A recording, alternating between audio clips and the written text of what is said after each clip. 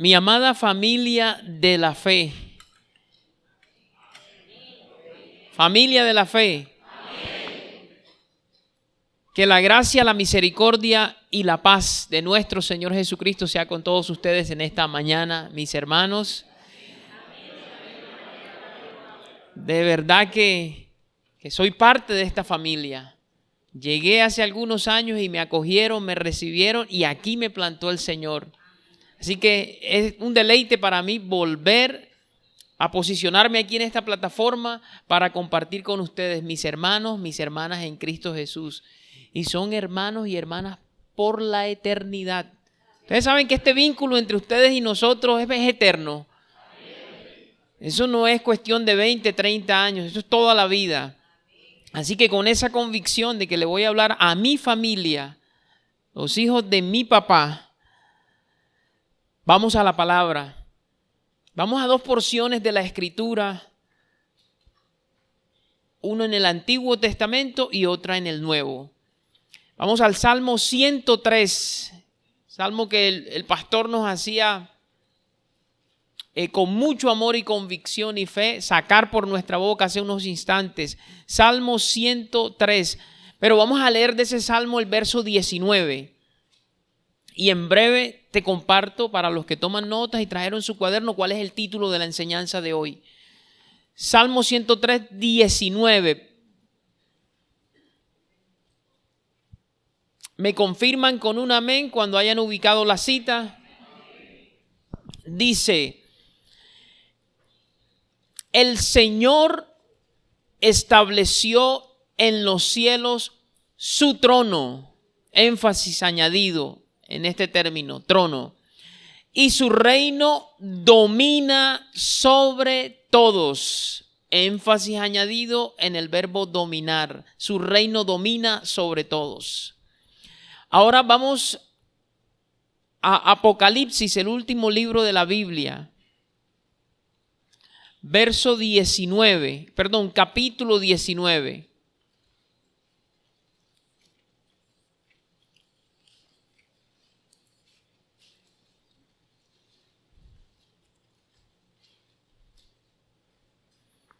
Vamos a leer desde el versículo 5. Apocalipsis 19, verso 5. Debe ser rápido llegar allí. Dice la palabra del Señor: y salió del trono una voz que decía: alabad a nuestro Dios todos sus siervos. ¿Habrá aquí en esta mañana algún siervo del Señor? Este es nuestro llamado, a alabarle. Y los que le teméis, así pequeños como grandes. Verso 6. Y oí como la voz de una gran multitud, como el estruendo de muchas aguas, y como la voz de grandes truenos que decía: aleluya, porque el Señor nuestro Dios Todopoderoso reina. Énfasis añadido en el verbo reinar. Gocémonos y alegrémonos y démosle gloria. Vamos a dejarlo hasta allí. Son dos porciones, una del Antiguo Testamento, como lo mencioné hace un instante, y otra del Nuevo. Y ambas se refieren a lo mismo. Hablan de un atributo de nuestro Señor, del que vamos a estar compartiendo en esta mañana, como lo ha dicho nuestro pastor, la soberanía de Dios. Y el título de esta enseñanza, para los que toman nota, es la soberanía de Dios sobre la creación.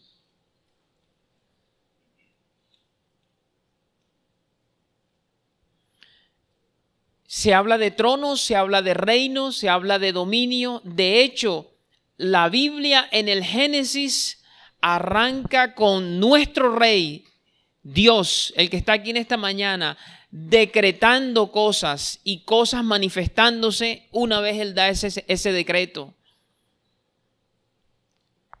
Él decretó que los cielos y la tierra fuesen formados en el principio y con la sola palabra así fue. Él dijo: sea la luz, y la luz fue. Él dijo: haya lumbreras, o sea, haya sol y haya luna, y hubo sol y hubo luna, desde su trono. Y la Biblia cierra también en Apocalipsis con varias imágenes y visiones del trono de Dios.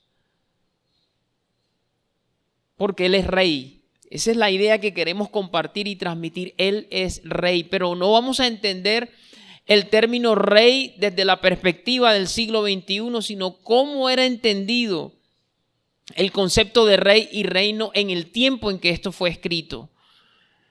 Porque, mis hermanos, a diferencia de los reinos de aquí de la tierra, porque entre Génesis y lo que será el final en Apocalipsis, han surgido, se han levantado y seguirán levantándose tronos a nivel humano, imperios, reinos, y han caído y seguirán cayendo y se levantarán otros y volverán a caer, y han transitado, han deambulado por la historia de la humanidad, reinos, tronos, dominios de todo tipo. Pero a través de esa historia hay un trono que ha sido establecido en los cielos, que es eterno y que es inconmovible, que es inamovible y que permanece y que es sempiterno, como lo vamos a ver. Es un tema tan trascendental, mis hermanos,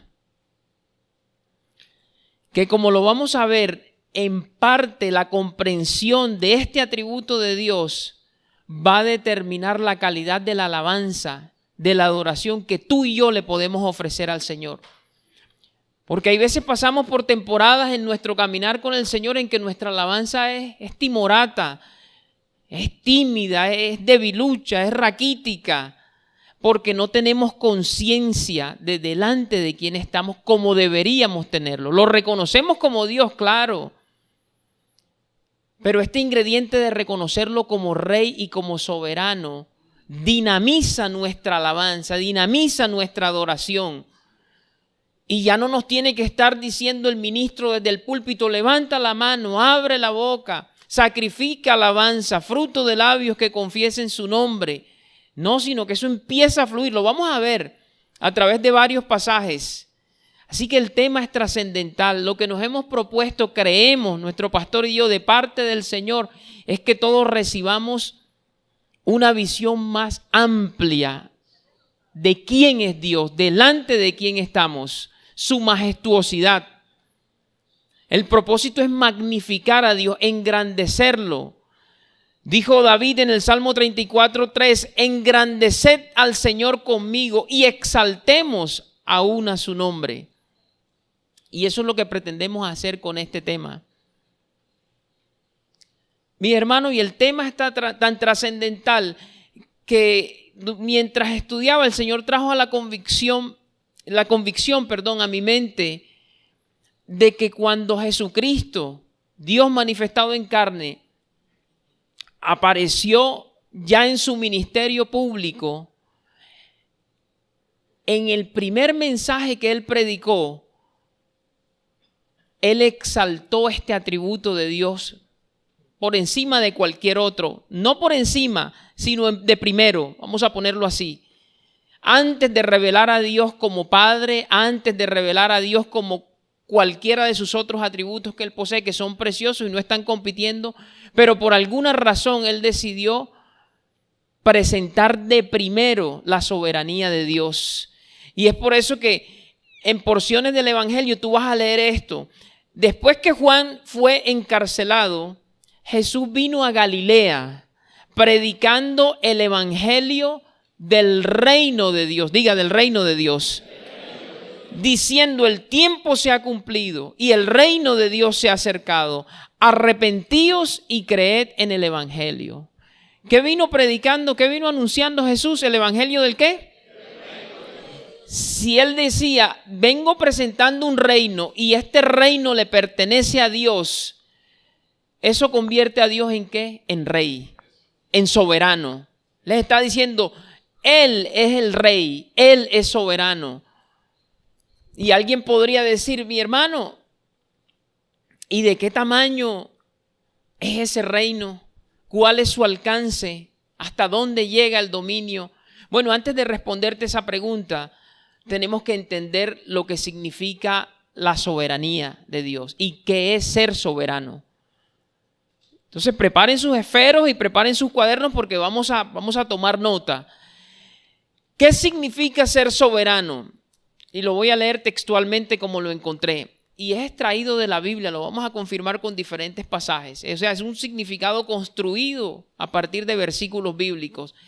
Ser soberano, o sea, que alguien sea rey. Ser soberano es tener dominio. Diga dominio mientras lo escribes ahí en tu cuaderno. Significa gobernar un territorio y que dentro de ese territorio la palabra del soberano sea ley y su voluntad sea absoluta. Voy a leerlo nuevamente. Ser soberano es tener dominio. Es gobernar un territorio y que dentro de ese territorio las palabras del soberano o la palabra del soberano sea ley y su voluntad sea absoluta. Ahora sí vamos a responder la pregunta de qué tamaño es el dominio, hasta dónde llega, cuál es el alcance. Ya yo te di el título de la enseñanza de hoy, ¿cierto?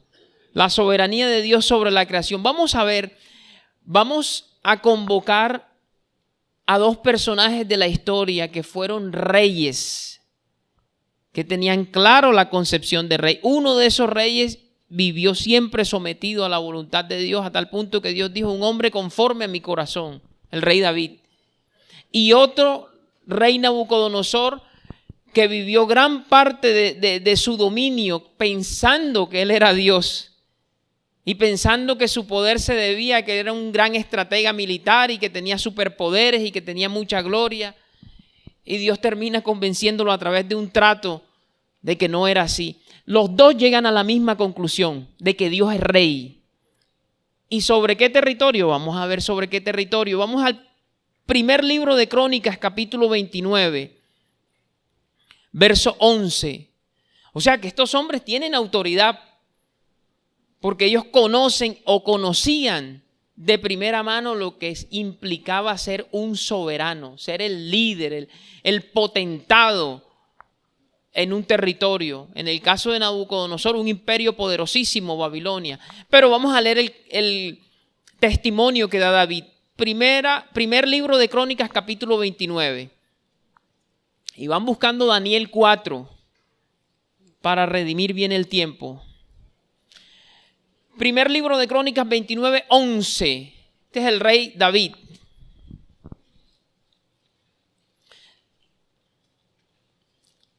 Dice: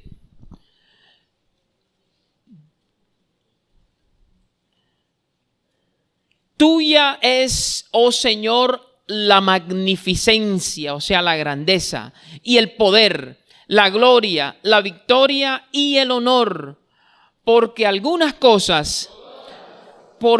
todas las cosas que están en los cielos y en la tierra son tuyas, o sea, el mundo de lo invisible y el mundo de lo visible. Mira el alcance que tiene el reino de Dios. Tuyo, oh Señor, es el reino y tú eres excelso, o sea, tú eres muy alto, altísimo sobre todos. Las riquezas y la gloria proceden de ti y tú dominas, mira el término, sobre todo. En tu mano está la fuerza y el poder, y en tu mano el hacer grande y el dar poder a todos. O sea que no hay un centímetro del universo en el cual Dios no sea soberano. No hay un centímetro o un milímetro del universo creado donde Dios no sea rey. Cuando uno recibe esta revelación, la abraza, la acepta, el resultado inevitable es una actitud de humildad, de sometimiento y de adoración y de alabanza. Mire cómo termina este pasaje, verso 13. Ahora pues, Dios nuestro, nosotros, ¿qué hacemos? Alabamos y loamos tu glorioso nombre. Recuerda que yo decía que en la medida en que nosotros comprendamos este atributo de Dios, la calidad de nuestra alabanza y de nuestra adoración va a aumentar también. Por eso es que el tema es trascendental. Y nosotros sabemos y reconocemos que el Señor tiene a MR en avivamiento y estamos creciendo en la alabanza, pero el Señor quiere que crezcamos más y más y más y más. Daniel capítulo 4, vamos al otro rey, este que se creía que su poder había sido alcanzado porque él era muy astuto, él era muy inteligente, tal vez se creía Dios. Y el Dios que está sobre él o que estaba sobre él le dio una poderosa lección. Y después de estar en la cima del poder, el Señor hace que pierda el juicio y lo baja al nivel de las bestias.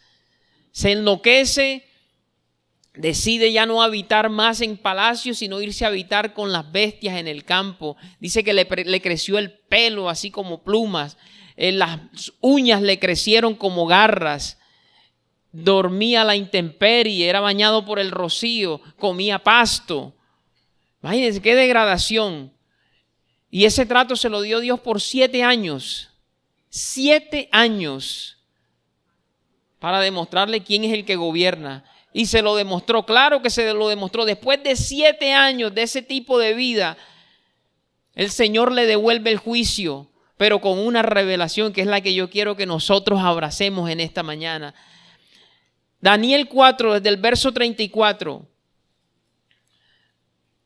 Mas al fin del tiempo, o sea, de los 7 años que te acabo de mencionar, yo, Nabucodonosor, alcé mis ojos al cielo y mi razón me fue devuelta. Y bendije al Altísimo y alabé y glorifiqué al que vive para siempre, cuyo dominio es sempiterno. Hermano, ¿y qué es sempiterno? Eterno, o sea, que dura para siempre. Y su reino por todas las edades. Eso incluye el siglo XXI en el que estamos, de inteligencia artificial, de avances tecnológicos. Dios sigue siendo el soberano. Todos los habitantes de la tierra son considerados como nada.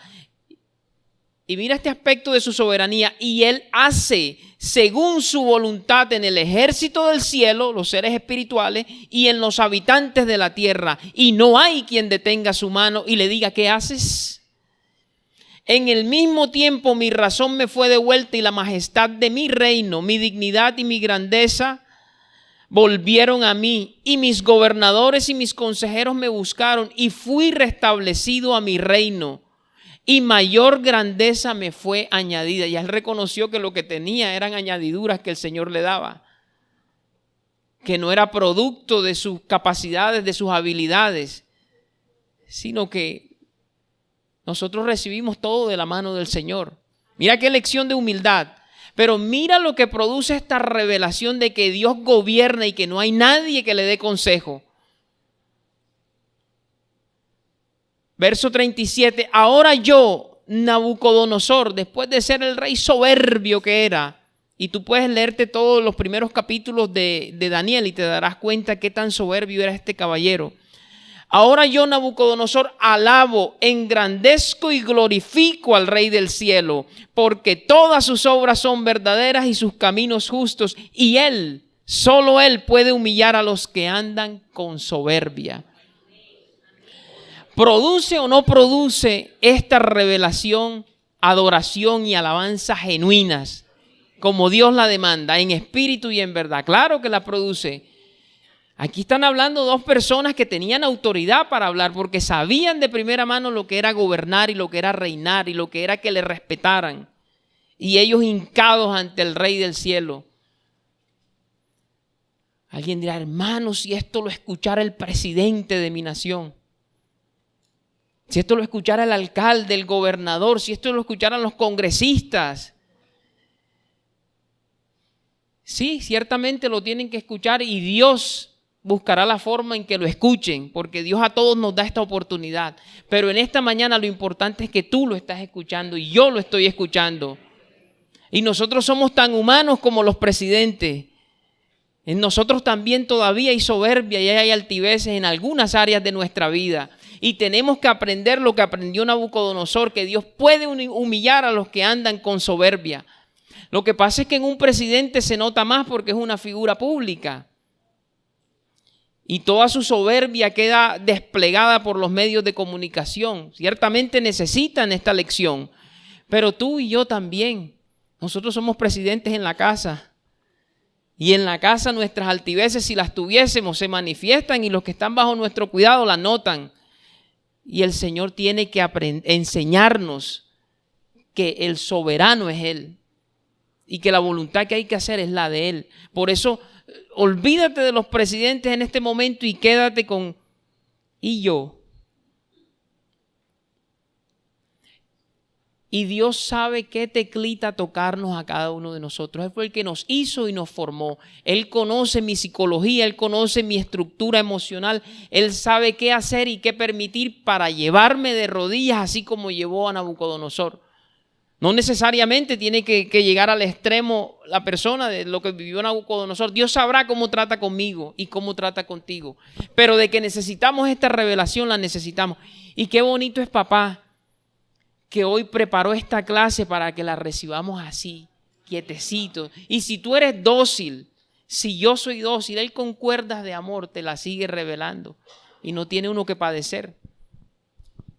Pero en estas dos porciones vemos que el dominio de Dios tiene un alcance infinito. No hay esfera del universo donde Dios no sea soberano. Dicho por estos dos reyes, dado por el testimonio de ellos.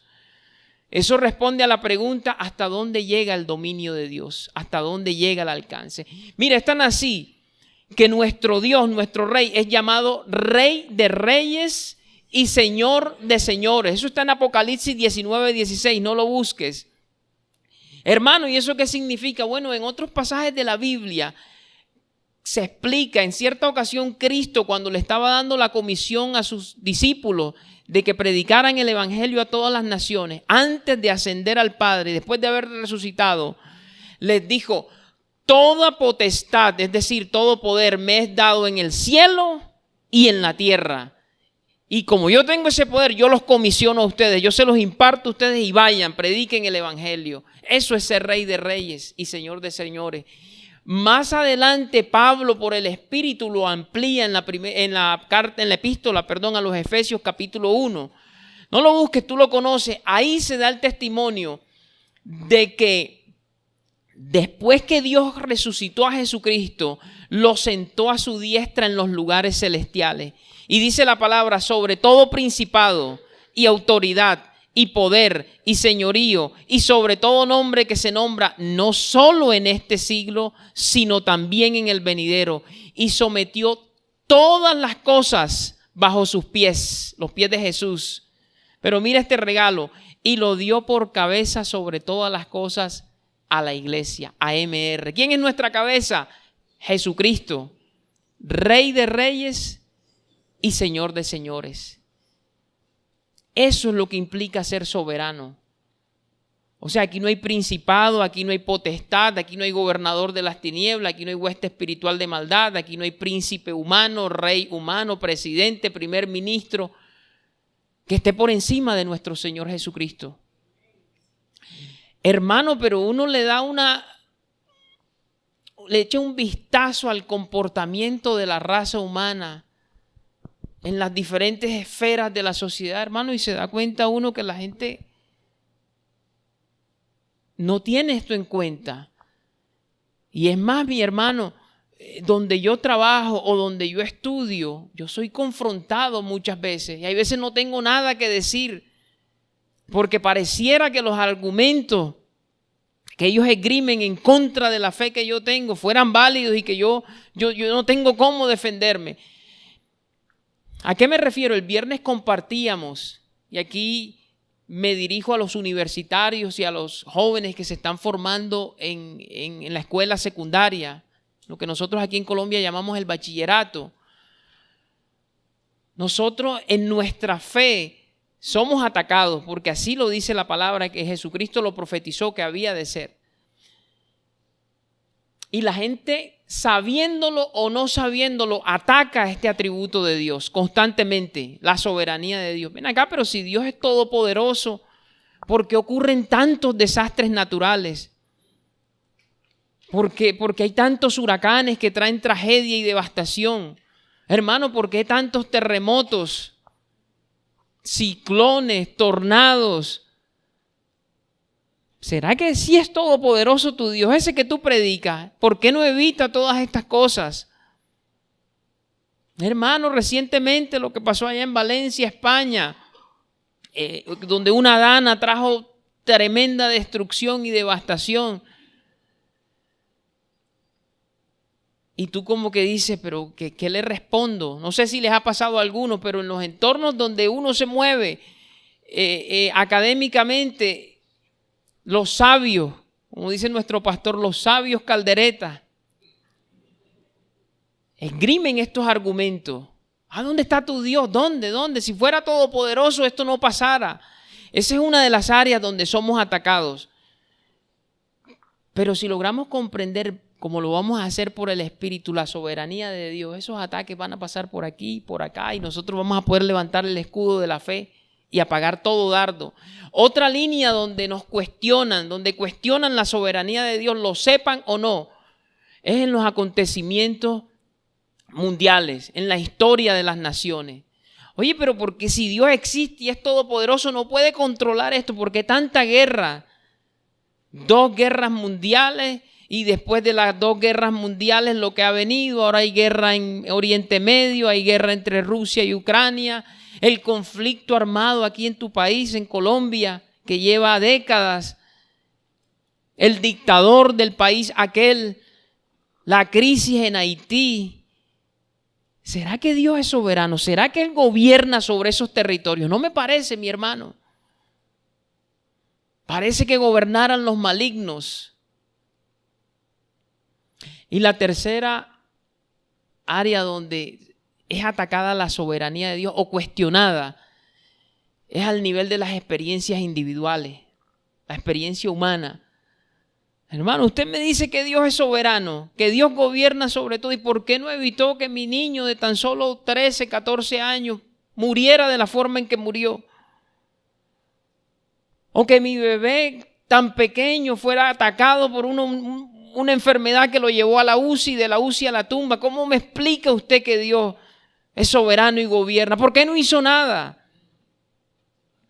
Cierto que cuestionan así, y hay veces esos dardos pasan y si tú no estás preparado, como que quieren anidarse allí. Hermano, ¿y por qué Dios no evita la esquizofrenia de del familiar mío? O la bala esa perdida que entró por la ventanilla de un bus urbano y se alojó en la humanidad de una joven que venía del colegio y falleció. ¿Dónde está la soberanía de Dios? Bueno, mis hermanos, a la mente natural, esta verdad de la soberanía de Dios le es incomprensible, porque dice la palabra que el hombre natural no percibe las cosas que son del Espíritu, porque para él son locura. No es que se han de discernir espiritualmente, no las puede entender. Y como no las entiende, no es lo suficientemente humilde. La mente natural me refiero a la mente cuando no ha sido renovada por la palabra y por la obra del Espíritu.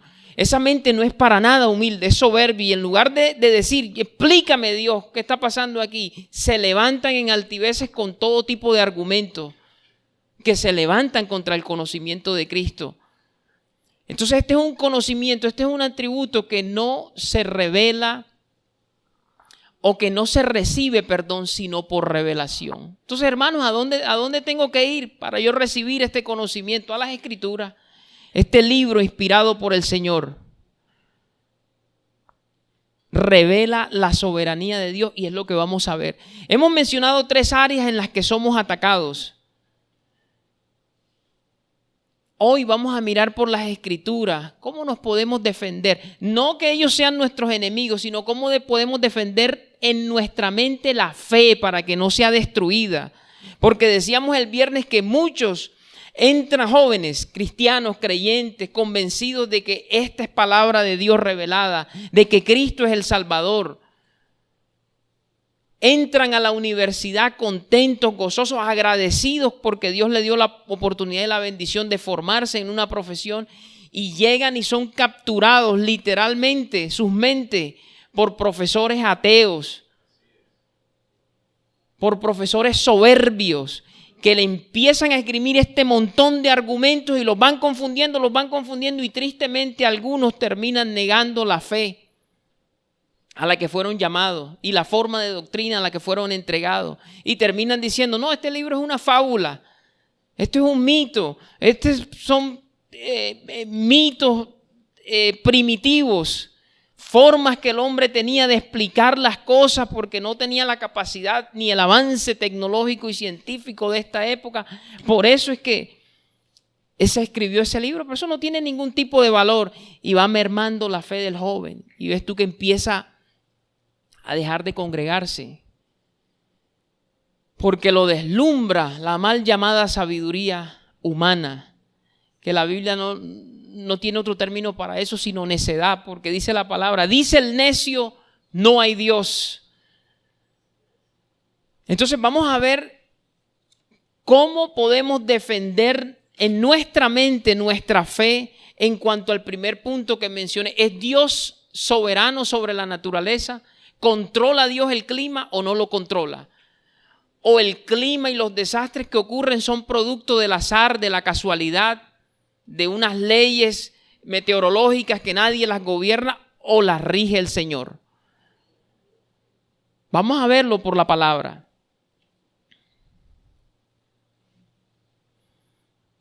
Empezamos en Génesis. Tú lo puedes buscar. Yo voy a citar algunas cosas allí. Génesis capítulo 1, porque el tema se llama la soberanía de Dios sobre la creación. En Génesis capítulo 1, si tú lo lees completo, vemos a Dios creando todo lo que existe. O sea, Dios como creador. Y si Él fue el que lo creó, Él tiene dominio sobre estas cosas. En cierta ocasión Él dijo, sea la luz, y fue la luz. Hay expansión, hubo expansión, el firmamento, el cielo. Hay alumbreras, sol, luna, estrellas. Después dijo que por su palabra que las aguas de los mares y de los ríos se llenaran de peces y se llenaron de peces. Después por la palabra dijo que hubieran aves en los cielos y hubo aves en los cielos. O sea, Él es soberano sobre la creación porque Él fue el que la creó, de acuerdo a la revelación que aparece en este bendito libro. De hecho, escucha lo que dice Apocalipsis capítulo 4. No lo busques, ten ahí Génesis para que tú vayas corroborando algunas cosas. Pero Apocalipsis 4:11 dice, Señor, digno eres de recibir la gloria y la honra y el poder, porque tú creaste todas las cosas y por tu voluntad existen y fueron creadas. O sea, la Biblia de principio a fin reafirma que Dios es el creador. Esto no se inventó solo, esto no es producto del azar, esto no es producto de una explosión donde millares de átomos se reacomodaron ellos como les dio la gana. No, esto es una mente maestra, un creador. Ese es el testimonio de este libro de principio a fin y por eso Dios es merecedor de la gloria, de recibir la gloria y la honra. Y alguien podría decir, bueno, mi hermano, aceptamos que Dios creó, pero parece como que después que creó Él se desentendió del planeta y eso como que cogió su camino y ahora eso anda como una rueda suelta la creación por allí. Eso no es lo que dice la palabra. Dios no solamente creó, sino que mantiene el control de cada aspecto de la creación. Vamos a hablar del clima. El clima, que algunos dicen en esta época, el clima anda medio loco. ¿Alguien vio la noticia de que por allá en un desierto de Arabia Saudita cayó nieve por primera vez? ¿Alguien de los que está aquí vio esa noticia hace algunos días?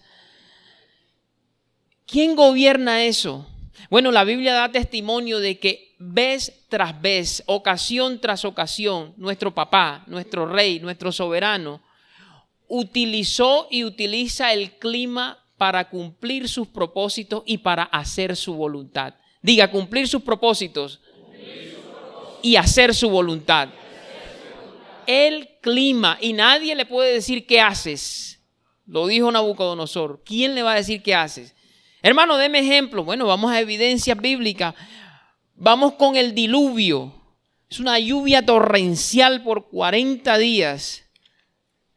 No ha cerrado Génesis, ¿verdad? Vamos a Génesis capítulo 6. Vamos a ver cómo Dios controló, manipuló este fenómeno de la lluvia para cumplir un propósito que Él se trazó. Hermano, ¿y cuál es ese propósito? Vamos a verlo. Génesis capítulo 6. Habían pasado algunas generaciones desde la creación de Adán y Eva, el mundo se había corrompido a causa de la caída. Vamos a leer el versículo 1. Versículo 1. Aconteció que cuando comenzaron los hombres a multiplicarse sobre la faz de la tierra y les nacieron hijas, que viendo los hijos de Dios que las hijas de los hombres eran hermosas, tomaron para sí mujeres, escogiendo entre todas. Bien, sáltate al verso 5. Mira lo que pasó a medida que la raza se multiplicaba. Y vio Dios que la maldad de los hombres era poca en la tierra. ¿Era qué? ¿Qué dice tu Biblia? Era mucha en la tierra. Y que todo designio de los pensamientos del corazón de ellos era de continuo solamente el mal. Mi hermano, lo que Dios tuvo que presenciar, ser testigo. Todo designio de los pensamientos del corazón de ellos era de continuo solamente al mal. O el mal. Y mira lo que decide él, verso 7. Y dijo el Señor: raeré de sobre la faz de la tierra a los hombres que he creado, desde el hombre hasta la bestia, y hasta el reptil y las aves del cielo, pues me arrepiento de haberlos hecho. Pero Noé halló gracia ante los ojos de Dios. ¿Cuál era el propósito de Dios? Raer todo lo que tuviera vida. Esa era su voluntad. Vamos a ver cómo lo hizo. Verso 17. Y he aquí que yo traigo un diluvio de agua sobre la tierra para destruir toda carne en que haya espíritu de vida debajo del cielo, y todo lo que hay en la tierra morirá. Su voluntad es absoluta y su palabra es ley, decíamos ahorita en la definición de soberanía. ¿Qué utilizó para cumplir su propósito de acabar con toda vida? El clima, la lluvia. ¿Quién tiene el poder de nosotros para hacer llover 40 días seguidos? Y como que llovía desde abajo también, porque dice que se reventaron las fuentes de las aguas. O sea, caía agua así y se brotaba también de la tierra. ¿Quién tiene poder para hacer eso? Ahora, esto parece fuerte, hermano. Esa es una decisión como soberano, muy radical. Dura es esta palabra. Mi hermano, pero esa es la voluntad del soberano. ¿Cómo yo voy a pelear con eso? Si Él decidió eso, es porque eso era lo que era necesario en ese momento. ¿Qué hubieras hecho tú? ¿Qué hubiera hecho yo si hubiéramos estado en el lugar de soberano y hubiésemos sido testigos de que todo designio de los pensamientos del corazón del hombre era continuo al mal? De todo el mundo, solamente un hombre halló gracia, Noé. ¿Pero qué hubieras hecho tú? Tú hubieras tenido una decisión menos radical que esa, más sabia que esa. No, vamos a nombrarlos a todos gestores de paz. Y se acabó y no ha pasado nada aquí. No ha pasado nada. Eso me puede parecer viable a mí como humanista, progresista, lo que sea. Pero el soberano dijo, no, los tengo que raer a todos. Yo no puedo pelear contra esa voluntad. Entonces el problema del hombre, no tanto, ¿sabe por qué se ataca la Biblia? Porque el hombre no quiere aceptar la voluntad de Dios. Le choca, le ofende. ¿Pero por qué te ofende? ¿Acaso tú te creaste a ti mismo? Tú creaste el universo, tú pusiste las leyes, las normas, las reglas de convivencia. Dios es el dueño del equipo, de la cancha, del balón, del árbitro y de todo el mundo. Él pone las leyes.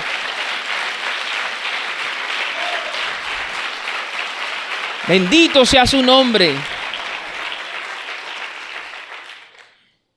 Mi hermano, ese es el problema de la humanidad. La raíz de todos estos cuestionamientos es que el hombre no quiere aceptar la voluntad de Dios. Eso es punto y se acabó. Lo demás es basura.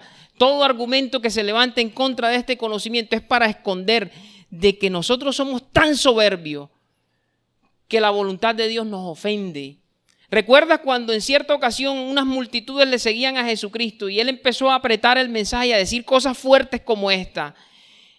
Y dice, gente de la multitud, dura es esta palabra, ¿quién podrá soportarla? ¿Quién podrá escucharla? Y dice, y desde entonces muchos volvieron atrás y ya no querían andar con él. Y él le dice a sus discípulos, ¿qué? ¿Se quieren ir ustedes también? No, dice Pedro, Señor, ¿a quién más iremos si solamente tú tienes palabras de vida eterna?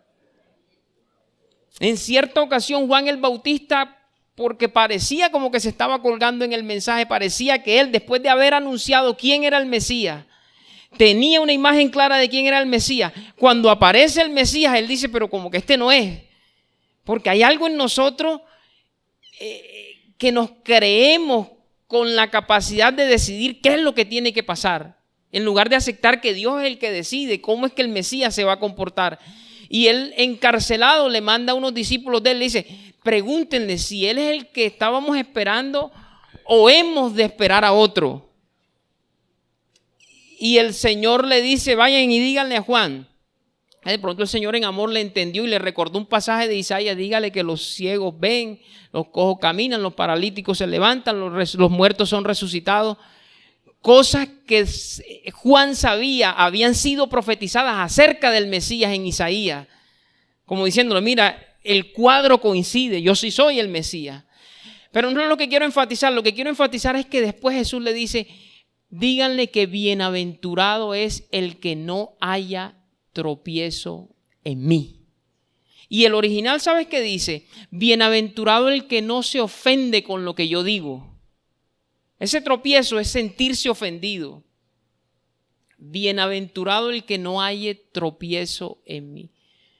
Y antes de que las multitudes se fueran, Cristo le dijo, ¿qué? Esto os ofende. Porque esa es la raíz del problema. Nosotros no nos gusta aceptar que Dios es soberano y que las cosas se dan como Él dice que se tienen que dar. Pero cuando uno lo entiende por revelación, uno asume una posición de humildad y de adoración y de reverencia y de temor al Señor. Ese es el deseo de Dios para MR y para toda su iglesia a lo largo y ancho del planeta. Cierro el paréntesis aquí y volvemos a que Él manipuló la lluvia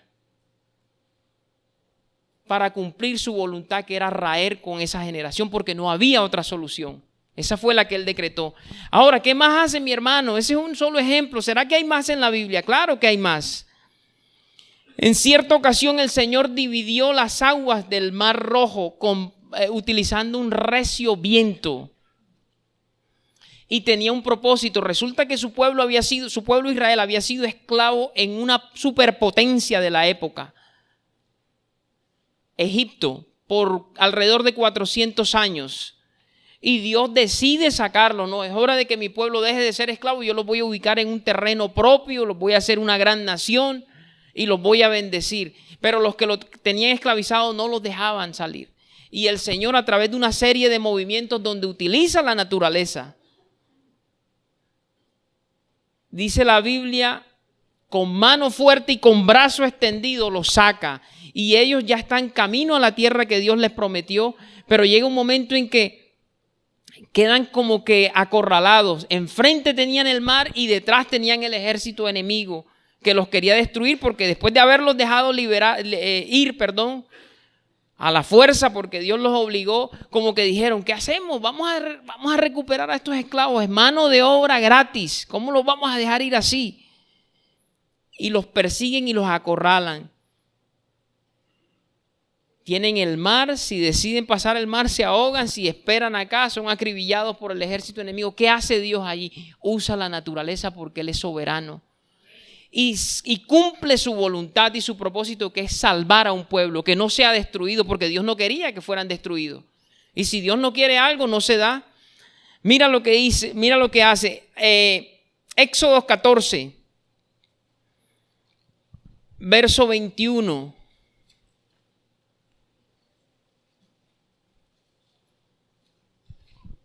Éxodo 14, 21.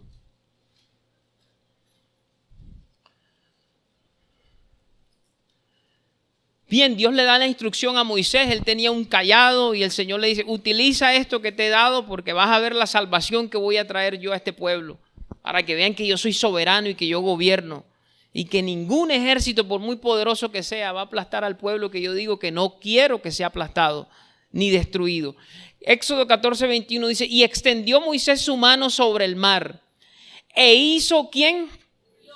El Señor, que el mar se retirase por recio viento oriental toda aquella noche.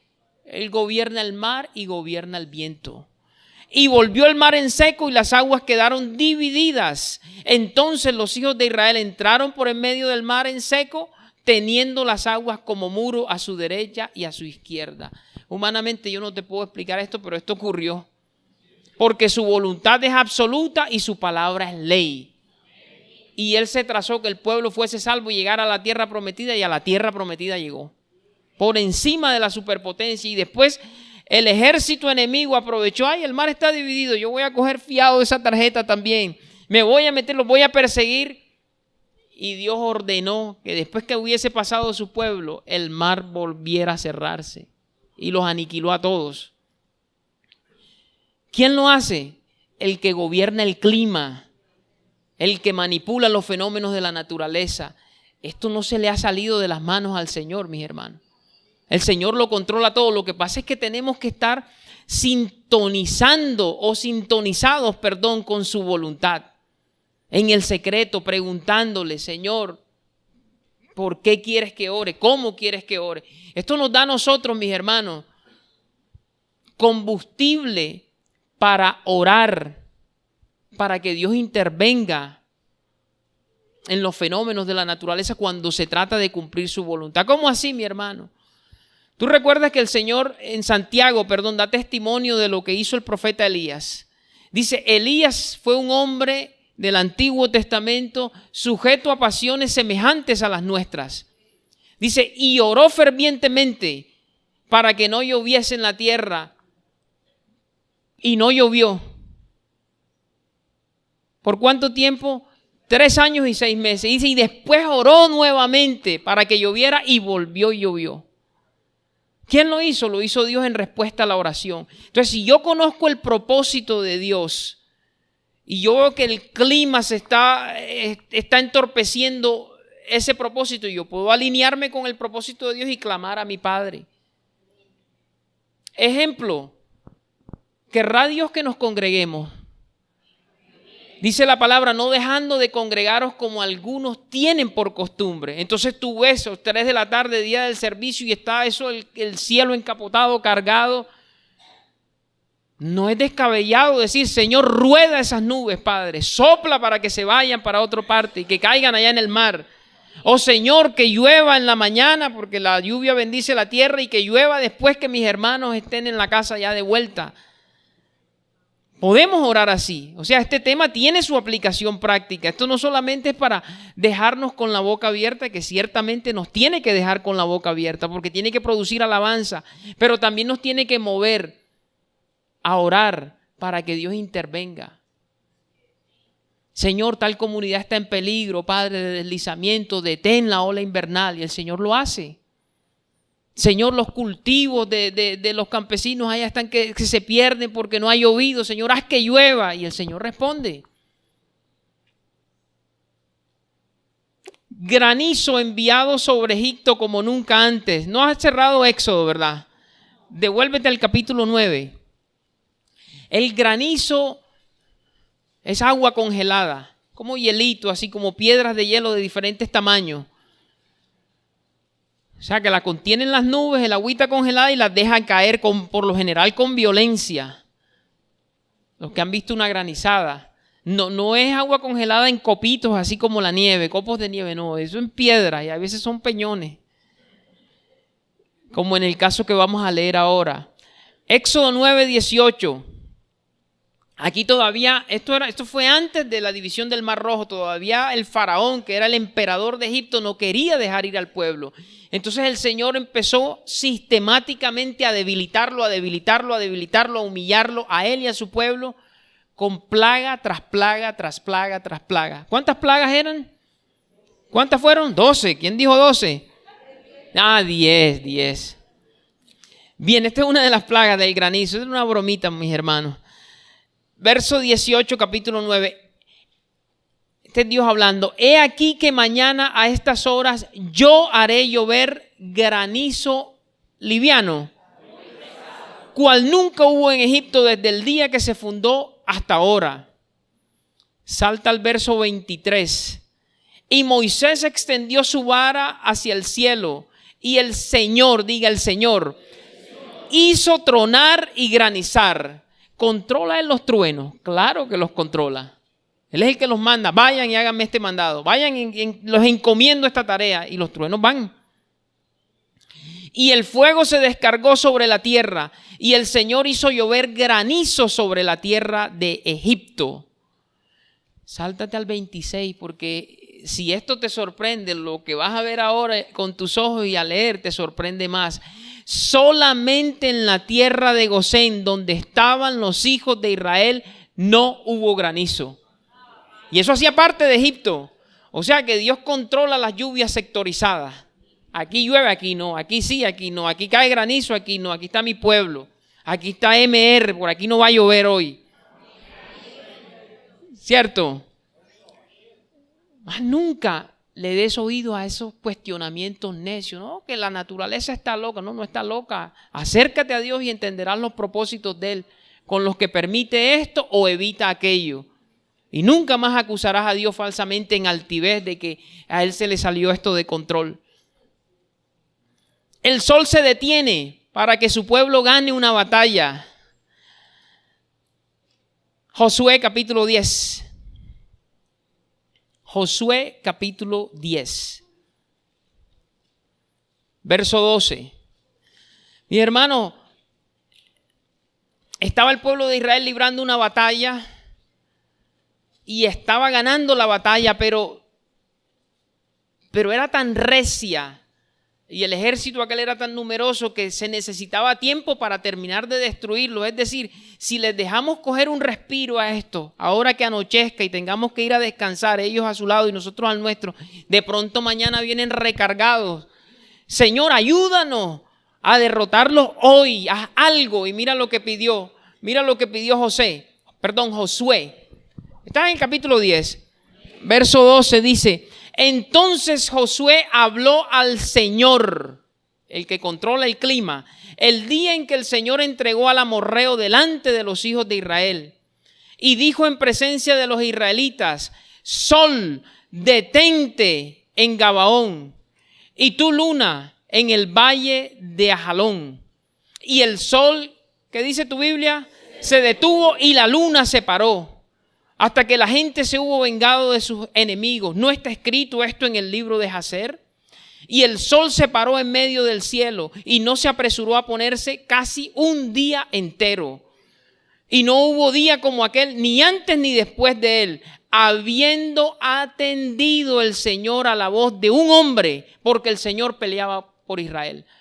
O sea que no es descabellado orar para que el Señor intervenga utilizando los elementos de la naturaleza a favor tuyo y a favor mío. Y aquí quiero detenerme, mis hermanos, porque ¿sabes cuál es uno de los ataques que los académicos y científicos hacen de este pasaje? Desacreditan este libro porque dicen: ven acá, si eso de verdad lo hubiese inspirado Dios, no hubiera quedado consignado ese desacierto, porque eso científicamente es un error. ¿Cómo así que el sol se detiene y la luna, si todos sabemos que en nuestro sistema solar los cuerpos y los planetas son los que giran alrededor del sol? En ese caso debieron escribir que la Tierra se detuvo. ¿Viste? Por eso es que yo no creo en este libro. Si alguien te llega a decir así: ay, mi hermano, yo te considero a ti sabio caldereta. Porque resulta, este libro no es un tratado de ciencia, para empezar. Este libro es la historia de cómo la humanidad caída se ha relacionado con su creador y cómo el creador ha restaurado la relación con esa humanidad caída. Y esa humanidad caída tiene formas de expresar las ideas de acuerdo a dónde se encuentre. Si yo estoy en un contexto científico y académico, yo tengo que acomodar mi discurso, yo hablo de una forma. Pero si estoy en el día a día, yo hablo de otra. Y el lenguaje científico, aunque es válido y certero, es bien complicado. Imagínate que yo diga, no,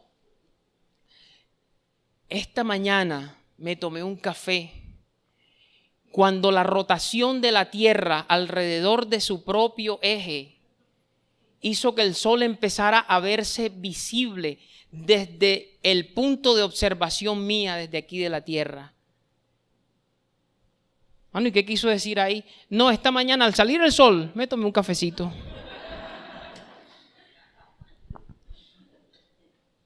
Tú el lenguaje científico no lo usas en el día a día. Tú, aunque sabes, y yo, aunque sé que el sol no sale, porque siempre está en su lugar, tú dices el sol salió porque es más fácil. Eso se llama lenguaje fenomenológico. Lenguaje fenomenológico. Yo hablo y describo las cosas como las perciben mis sentidos porque es más fácil, facilita la comunicación. Ahora, si yo estoy en un claustro universitario con astrónomos, científicos, obviamente yo tengo que hablar de la forma que hablé ahora. Entonces el lenguaje fenomenológico, ¿qué hace Dios? Dios inspiró para que se recopilara aquí las palabras fieles como las dijo Josué cuando oró. Imagínate Josué en los recios de la batalla tirando espada para ponerse a decir toda esta retahíla científica. No, porque si yo no soy preciso científicamente, Dios no me va a escuchar. No, el sol sale y el sol se pone, lo dicen los mismos científicos, lo dicen. Yo no creo que haya un científico que abrume a su esposa o a sus hijos con esta fraseología. Eso se reserva para el claustro universitario. Pero aquí seguimos diciendo el sol salió y el sol se puso. ¿Sí o no? O sea que eso no desacredita la veracidad de la Biblia, así como el científico que dice, esta mañana cuando salió el sol me tomé un café. Su reputación de científico es puesta en duda, no es puesta en duda, por eso es un lenguaje, ¿cómo se llama el lenguaje? Fenomenológico. Tú lo usas, yo lo uso todos los días. Oh, las estrellas están titilando. Las estrellas no titilan, sino que hay gases en la atmósfera que tienen ciertos comportamientos y dan esos gases, cuando la luz pasa, dan la percepción de que la luz de las estrellas parpadean. Pero yo no voy a explicar eso cada vez que quiera decir que las estrellas están titilando. Yo digo, están titilando, están parpadeando. Sí está claro el mensaje. Son argumentos, el Señor nos está instruyendo aquí para que no nos dejemos amedrentar por esta gente soberbia por las cuales oramos, porque de pronto son unos Nabucodonosores aquí, otros allá en tu universidad, en tu trabajo, que necesitan que Dios los humille y reconozcan que el cielo gobierna. Creo que me queda tiempo para uno, porque hemos hecho un recorrido por el Antiguo Testamento, pero cuando Dios se manifestó en carne, Él reafirmó que tenía poder y tiene poder sobre el clima, sobre su creación, sobre lo que Él creó. Esto no se le ha salido de las manos. Marcos capítulo 4, con esta vamos terminando. Marcos capítulo 4.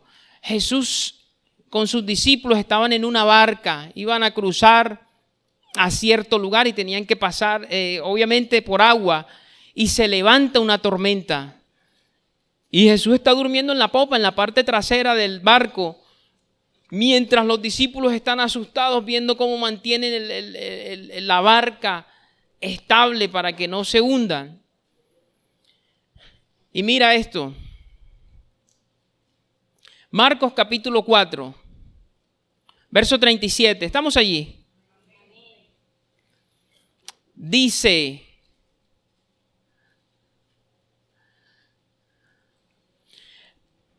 pero se levantó una gran tempestad de viento y echaba las olas en la barca, de tal manera que ya se anegaba.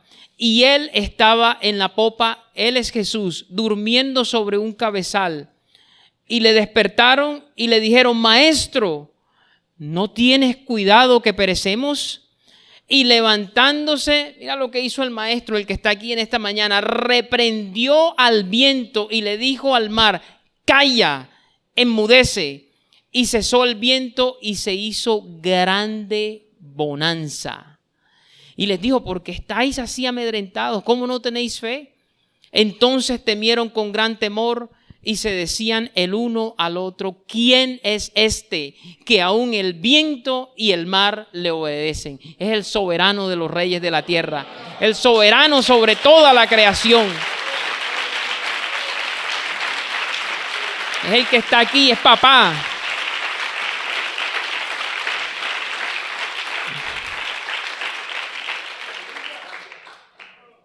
Mi hermano, y quiero cerrar. Y no sé cómo. Romanos 2, no lo busque, pero Romanos 12 dice que uno tiene que comprender la buena voluntad de Dios, agradable y perfecta. O sea que la voluntad de Dios es buena, es agradable y es perfecta. Eso se aplica a los fenómenos de la naturaleza. Y quiero cerrar ahora sí con una porción que está en Job, que fue con la que finalizamos el viernes en la enseñanza. Para que nosotros vayamos de aquí, de este lugar, nos retiremos con la conciencia clara de que todo lo que ocurre en el clima tiene un propósito, que no es producto del azar, no es producto de la casualidad, pero esos propósitos los determina Dios. Yo tengo que someterme a ellos y orar en línea con esos propósitos. Job capítulo 37. Este es el discurso de un personaje en Job que se llama Eliú. Un personaje que no está dentro de los 3 amigos de Job a los que Dios reprende después. Y es un discurso que es preámbulo o antesala a la revelación de Dios en un torbellino a Job. O sea, antes de Dios revelársele en el torbellino, le envía a Eliú. Y todo lo que Eliú dice, tú lo comparas después con lo que Dios dice con su boca cuando se encuentra con Job. Y está en línea, es lo mismo. Mira lo que dice Job 37, versículo 5. Y quiero que anotes varias palabras ahí. Todo lo que sea fenómeno de la naturaleza, tú lo vas a anotar en tu Biblia. Lo vas a subrayar, me refiero, para que veas todo lo que controla Dios. Truena, Job 37, 5, llegamos. Truena Dios maravillosamente con su voz. ¿Quién es el que produce los truenos? Dios. Él hace grandes cosas que nosotros no entendemos. Porque a la nieve, dice, ese es otro término que tienes que resaltar, desciende a la tierra, también a la llovizna y a los aguaceros torrenciales, eso que producen arroyos aquí en Barranquilla. Así hace retirarse a todo hombre para que los hombres todos reconozcan su obra. Cuando hay un aguacero torrencial, ¿tú qué haces? Tú vas buscando refugio en tu casa, ¿cierto? Te acurrucas en la camita, bajo las cobijas, porque papá está manifestándose, porque él controla los aguaceros. Las bestias entran en su escondrijo y se están en sus moradas. Del sur viene el torbellino y el frío de los vientos del norte. Por el soplo de Dios se da el hielo y las anchas aguas se congelan.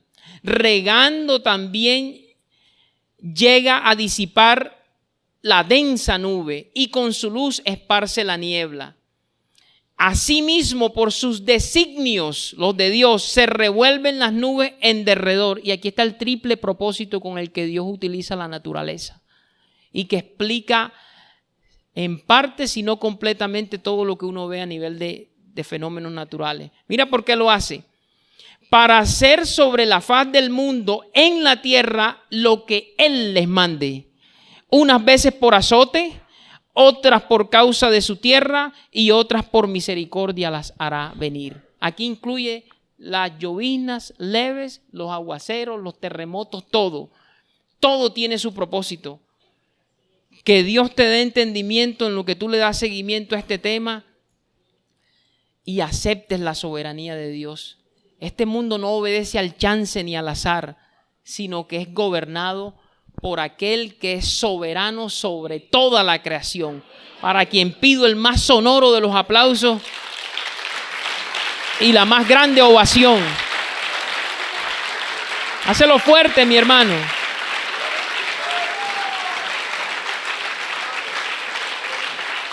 El soberano de los reyes de la tierra, el único y sabio Dios. Gracias, Señor.